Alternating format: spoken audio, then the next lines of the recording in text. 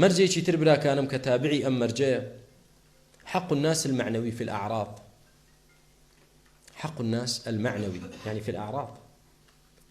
پارەیت نەخواردووە، ماڵیت نەخواردووە، وەلێشت نەداوە، بەڵام سوکایەتیت پێی کردووە، سومعەیت شکاندووە، لەکەدارت کردووە و کەشفی عەورەت و نهێنیەکانیت کردووە. ئەمە خۆ بە ئاسان ناڕوات. وابزانی کە تۆ مسلمانێک سمعەی مسلمانێک لەکەدارکەی هەروە بە ئاسانی کۆتایی پێدێنە، وەڵا بە کۆتایی پێ نابرا.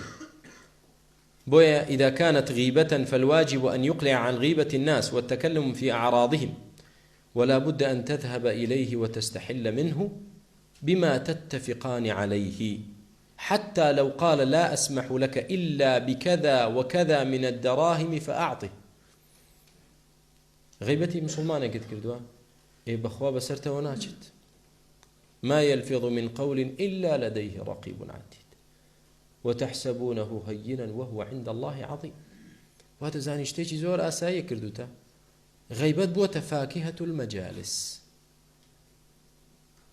مجلسي خلق أمره كميويتي آدان خون والله ميوان داريتي كمان باش نبو تخوا عيب چن عيب بويا من ميوان من هاتو ميومان داننا أمره ميوي مجلس كان بوتا غيبت كردن.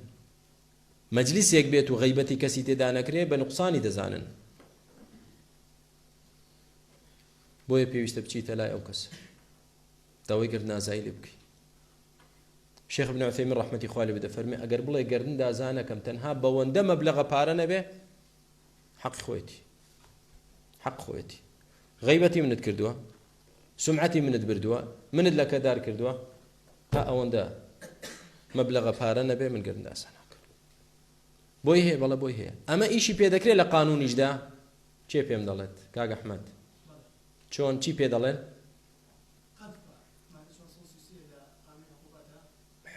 حاکم بۆی هەیە چیت بۆ دانێ؟ حەقی مادیش بۆی هەیە داوا کات و ئەو کەسە لە بەرامبەر ئەو تاوانەی کە داوی تێپاڵتۆ بۆی هەیە حاکم لەسەری دادنێ ئەوەندا مەبلەغە بۆ تۆ دابدرێ. بەخوا هیچ نییە. أمر بمبلغ رزقارد به لقيامت بو رزقارد نابه.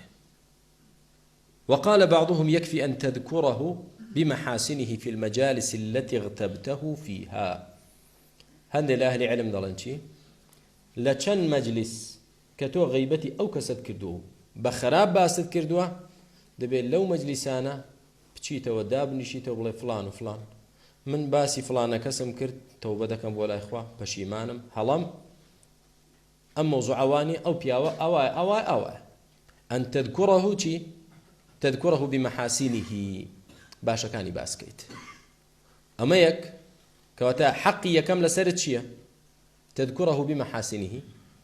لو مجلساني كبخراب باسد كردو جاب بچاك باسي كيت لفيسبوك شتد نسيو بخراب أو جادي بچاك بنسيتو بشيماني دربريد وأن تستغفر له تقول اللهم اغفر له داولي خوشبوني بوكيت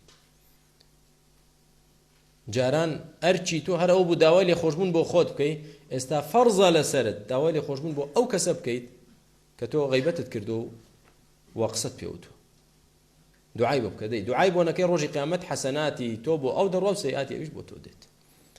کەواتە براکانم حەق الناس ترسناکە دەبێ ئاگامان لێی بێت و بەکەمی نەزانین.